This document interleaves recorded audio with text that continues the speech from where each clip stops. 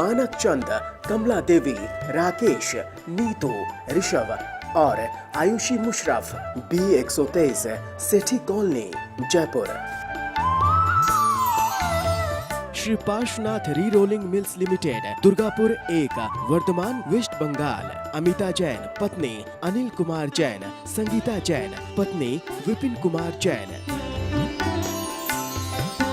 Doctor Vinod Maganlal Jain, Kusumba, Suvarna Jain, doctor Ratnali Jain, धर्मपत्नी doctor Vipul Jain, USA। Arpita Jain, धर्मपत्नी Viral Jain, USA। विराज, ऋषभ, प्रीशा, विहान, रजियानु परिवार। राधा जैन, किरण जाखेरिया, आभा जैन, कल्पना जैन, कविता जैन, प्रियंका जैन, रितु जैन। श्री अशोक कुमार, रतनलाल जैन, नूतन, गौतम, प्राची, आदित्य, महिमा, डॉक्टर सलोनी, निरंजन, अरहन, आराध्य मेहता, 49, वालचंद टेरेसस, तारादेव रोड, मुंबई।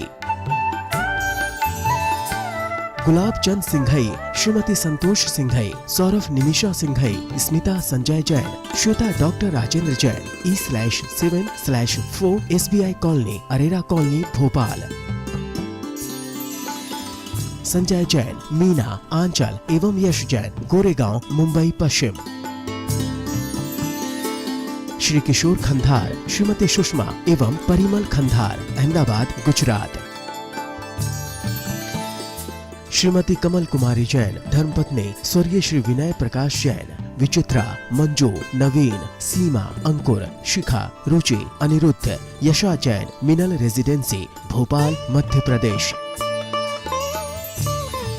दिवंगत पूज्य मातु श्री भौरीबाई एवं पिता श्री नथुलाल जी एवं बहन श्री मुन्नी बड़जातिया, थाना गाजी, जिला अलवर की स्मृति में श्री ज्ञानचंद जैन, 4/84, मालवीय नगर, जयपुर, राजस्थान। श्रीमती शांति देवी पाटने, पत्नी स्वर्गीय श्री निर्मल कुमार पाटने, सुपुत्र सुरेश कुमार पाटने, विजय कुमार पाटने, अमित कुमार पाटने, इम्फाल, मणिपुर। श्री सन्मति महिला मंडल, श्री दिगंबर जैन मंदिर, सेठी कॉलोनी, आगरा रोड, जयपुर। जय जिने तज्जयति परम ज्योति समं समस्तैरनंत पर्यायै दर्पण तल इव सकला प्रतिफलति पदार्थ मालिका यत्र। पंच परमेष्टि भगवान की जय। हिंसा के वर्णन के बाद पुरुषाशुद्धिपाय में झूठ के वर्णन पर चर्चा हो रही है। झूठ क्या है, कितने प्रकार का है? आचार्य ने लिखा ये 4 प्रकार का होता है। पहला, वस्तु मौजूद हो मना कर देना। दूसरा, वस्तु मौजूद नहीं हो फिर भी हाँ करना। तीसरा, वस्तु कुछ हो और कुछ कहना। और चौथा जो वचन है, चौथा जो असत्य है, उसके 3 भेद। पहला गर्हित निंदनीय, दूसरा सावध्य जिन वचनों से पाप में प्रवृत्ति हो, हिंसा में प्रवृत्ति हो, और तीसरा अप्रिय जो सुनने वाले को कड़वे लगें, अच्छे न लगें। पिछली पाठशाला में गर्हित की चर्चा हो गई थी। चुगली के वचन, हंसी मजाक के वचन, फालतू की बड़ी बकवास, ऐसे जो वचन है ना वो कहलाते हैं निंदनीय। इनको नहीं बोलना। हमें इन सब बातों को सुन के ऐसे वचनों से बचना चाहिए। अब आज पहले शुरू करेंगे सावध्य वचन। ऐसे वचन कौन से हैं जिनको बोलने से सामने वाले की पाप में प्रवृत्ति होती है? छेदन भेदन मारण कर्षण वाणिज्य चौर्य वचनादि तत्सावध्यम यस्मात् प्राणिबधाद्यः प्रवर्तन्ते। सावध्य वचन, ऐसे वचन जो वचन पाप में प्रवृत्ति कराएं, पाप सहित हों, काम के हैं, काम के हो या बेकाम के, काम के वचन भी हैं। अगर सामने वाले को पाप में प्रवृत्ति, हिंसा में प्रवृत्ति कराते हैं तो वे वचन काम के हों तो भी झूठ हैं। देखिए, छेदन, इसको छेदो, भेदन, इसको काटो, मारण, इसको मारो, कर्षण, इसे खोदो, खेती आदि करो, वाणिज्य, ऐसा व्यापार करो, चोरी ऐसे करो आदि वचन तत्व सावध्यम, वे पाप युक्त वचन हैं, सावध्य वचन हैं। यस्मात्, क्योंकि प्राणी वध आदि में ये प्रवृत्त करते हैं। इन वचनों को सुन के सामने वाला व्यक्ति उन कार्यों में लगता है और उन कार्यों में पाप होता है। पंडित जी, छेदन भेदन वाले वचन कैसे होते हैं? तुम कैसे व्यक्ति हो? तुमने घोड़े की नाक तो छेदी नहीं, नकेल कैसे डालोगे? बैल में नकेल कैसे डालोगे? ऐसे नहीं, पहले इनको छेदो। इस तरह के वचन जो हैं, ये वचन छेदन वचन कहे जाते हैं। इनमें क्या दिक्कत है? जब वो व्यक्ति आपके वचन सुनेगा और बैल का या घोड़ा का छेदन करेगा तो उस बैल या घोड़े को कितना कष्ट होगा और छेदने वाले को भी पाप होगा। उसमें अनुमोदना किसकी हुई? आपकी। आपने उससे क्यों कहा? तो करना तो पड़ेगा, नहीं करना पड़ेगा बात अलग है, लेकिन आपके वचनों के कारण वो उस कार्य में लगा, इसलिए आपके वचन सावध्य अर्थात पाप कार्य में लगाने वाले वचन हैं। भेदन, भेदन माने काट दो, इसको ऐसे काटो, इसके हाथ काट दो, इसकी उंगलियां काट दो आदि वचन। पहले क्या होता था, घर में अगर महिला को मान लो टिंडे की सब्जी बनानी है और वो ये कह देती है ना, टिंडे काटो देर हो गई, तो काटने वाले को बड़ा पश्चाताप होता था, मैंने ऐसे वचन कैसे बोल दिए। हमने सुना आज भी जो रांची के उधर जो सराफ जाति के लोग रहते हैं वो कभी काटो नहीं बोलते, वो कहते हैं हमारे परिवार की परंपरा है, हम बोलेंगे सब्जी बधारो, सब्जी सुधारो, वो तो बोल देंगे, काटो नहीं बोलेंगे, क्योंकि काटना शब्द जो है बड़ा भयंकर मालूम पड़ता है। इसलिए छेदो या भेदो ऐसे वचन यद्यपि प्रयोजनीय हैं, फिर भी असत्य वचन कहे जाते हैं। पंडित जी, मारण और कर्षण के वचन कैसे होते हैं? कोई नौकर है, काम ढंग से नहीं करता, इसको 2 थप्पड़ मार तब ये काम करेगा। कोई बच्चा है, छात्रावास में है, नहीं पढ़ता, थप्पड़, इनको थप्पड़ लगाओ तब ये करेंगे, इनको दंड दो तब ये पढ़ेंगे। ऐसे वचन, ये मारने वाले वचन। देखो तुम्हारा घोड़ा ढंग से नहीं चल रहा, तांगे में आप बैठे हैं, घोड़ा धीरे चल रहा है, चाबुक तो कस के मार तब तो चलेगा, नहीं चलेगा कैसे? और उसने चाबुक मारी, घोड़े को कष्ट हुआ, पाप आपको भी लगा। आपने उसे प्रेरित क्यों किया? अरे वो घोड़ा धीमे चल रहा था, धीमे तो चल रहा था, आपके प्रेरित करने से घोड़े को कष्ट हुआ, कष्ट होने में आपके वचन कार्यकारी हैं। इसलिए आपके वचन चाहे प्रयोजनीय हैं फिर भी झूठ में गिने जाएंगे, क्योंकि पाप रूप प्रवृत्ति हुई। आप किसी के खेत में गए, वह जाके आपने देखा इसकी खेती ढंग से नहीं हो रही है, आपने उनसे कहा सुनो, पहले तो ऐसा करो, किनारे में जितने ये छोटे छोटे पौधे उगे आए हैं ना, इन सबको यहाँ से तोड़ के बाहर फेंको, फिर पानी ऐसे डालो, गुड़ाई ऐसे करो, बुवाई ऐसे किया करो, तुम्हें कुछ नहीं आता। इस तरह अगर आप उसको खोदना, काटना, इसको ठीक करना सिखा रहे हैं तो आपके वचन चाहे उसके लिए प्रयोजनीय हो, फिर भी आपकी बात को लेके वो उन कार्यों में लगेगा तो क्या होगा, उसमें आपके वचन कार्यकारी हुए। इसलिए आपके वचन कहे जाएंगे सावध्य वचन। ये वचन पाप वचन है और इसलिए चाहे कार्यकारी हो फिर भी झूठ में गिने जाएंगे। पंडित जी, यदि हमारे शिक्षक हमें चपत मारते हैं या फिर हमारे कान खींचते हैं तो उनको भी पाप लगता होगा। आपके साथ ऐसा होता है इसलिए आपने ये प्रश्न किया। सुनो, अगर तुम याद नहीं करोगे तो क्या करेंगे? तुमको प्यार करेंगे वो। और अगर तुम याद नहीं करते हो तो तुम्हें याद करने में कैसे लगाएंगे? उनके पास और इलाज भी क्या है। लेकिन एक बात ध्यान रखना, छेदन भेदन हो, मारण कर्षण हो, कुछ भी हो, सब में देखा जाता है अभिप्राय क्या है। अगर अभिप्राय राग द्वेष रूप है तो हिंसा है, अगर अभिप्राय राग द्वेष रूप नहीं है तो हिंसा नहीं है। दोनों बात अभिप्राय के अनुसार कार्य होता है।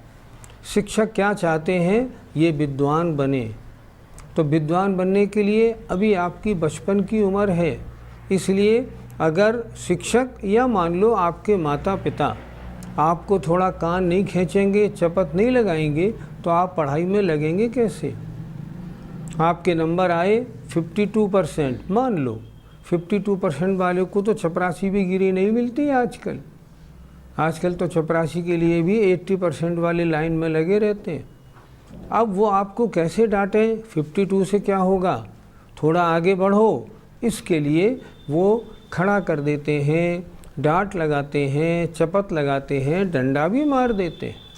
लेकिन अभिप्राय उनका है कि बच्चे में बुद्धिमत्ता बढ़े, इसलिए वो झूठ नहीं है, वो तो कार्यकारी सही वचन है। व्यापार और चोरी के वचन कैसे होते हैं? किसी को ऐसे व्यापार में लगाना जिस व्यापार में हिंसा रूप प्रवृत्ति हो। तुम्हारा काम नहीं चलता, मैं तुम्हें व्यापार बताऊं, चलो ऐसा करो, ऐसे ऐसे ऐसे करके इन कार्यों को करो।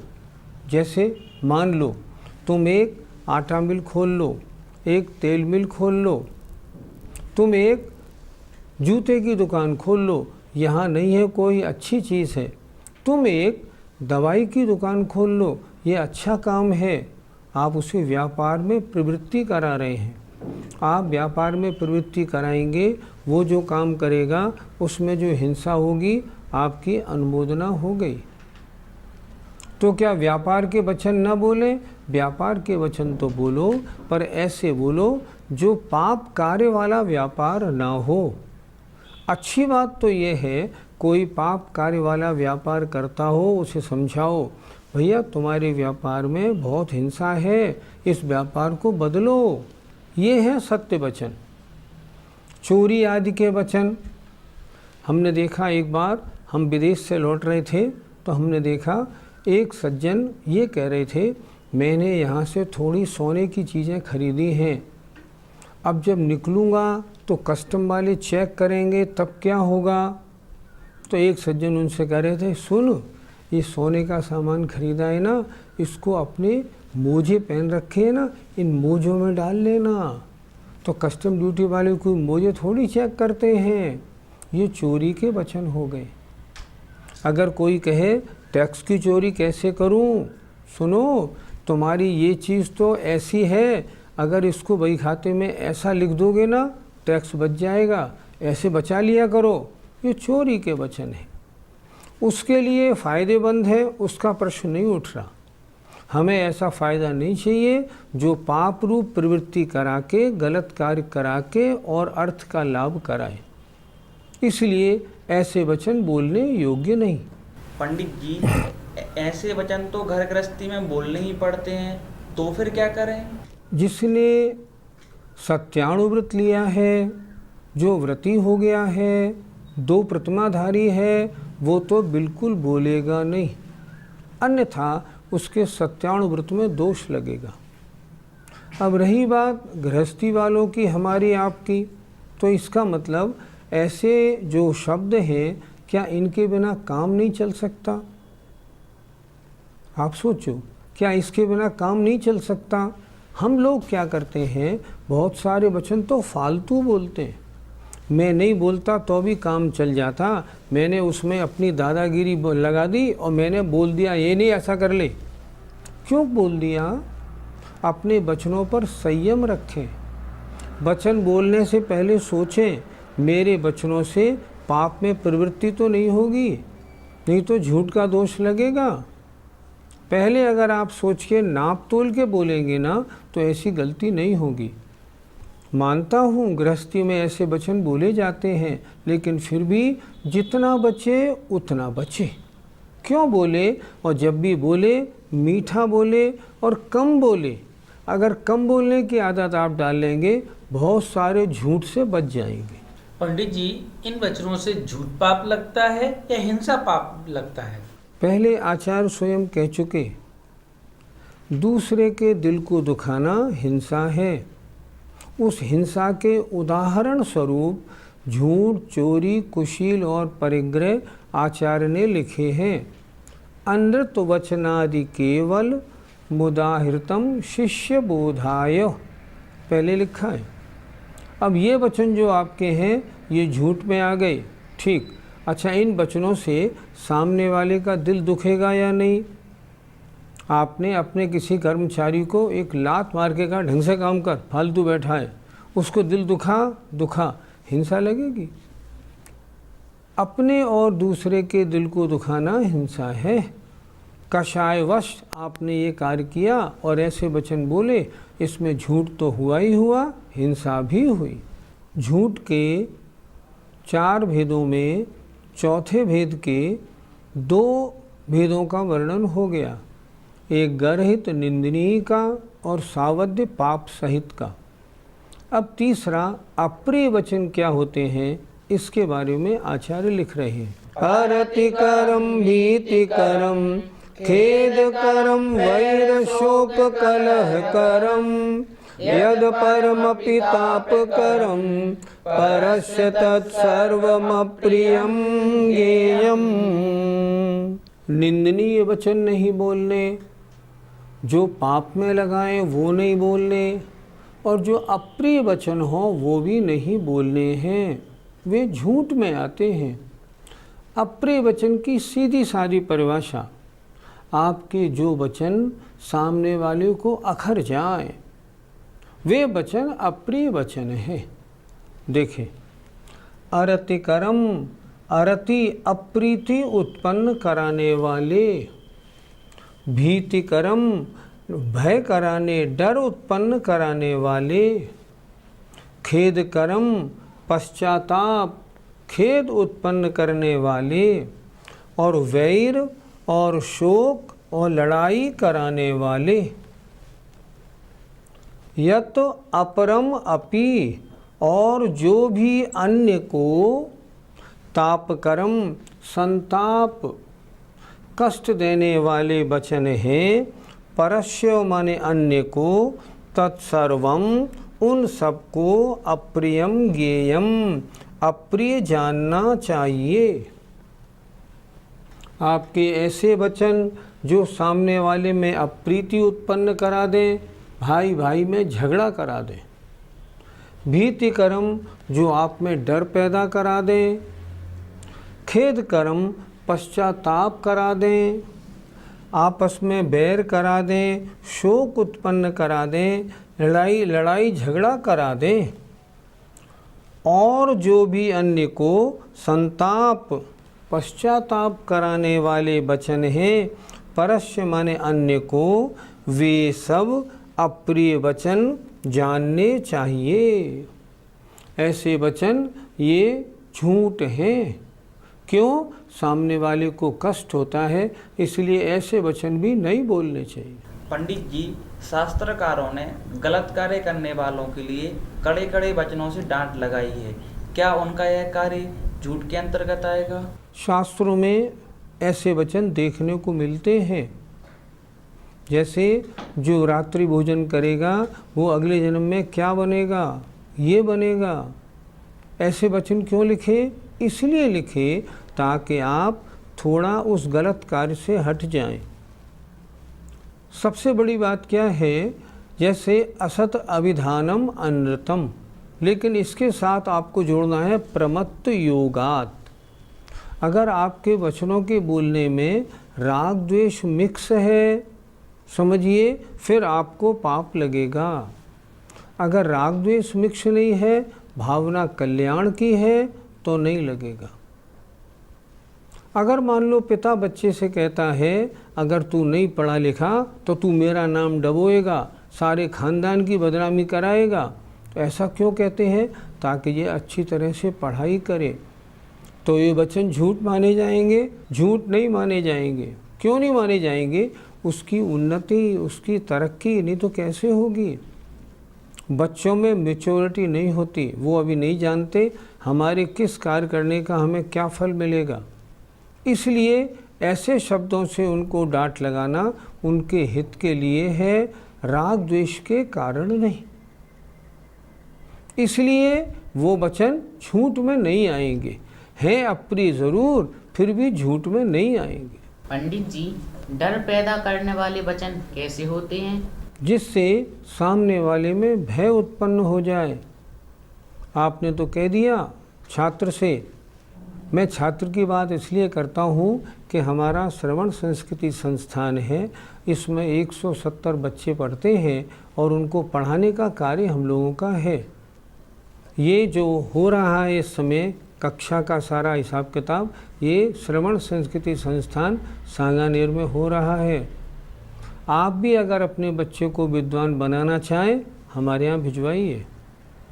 तो मैं कह रहा था भीति कर्म, हमने किसी बच्चे से कह दिया तुम्हारे नंबर 52% आए हैं, समझो अगले साल तुम्हें यहाँ नहीं आने दूंगा, फिर तुम क्या करोगे?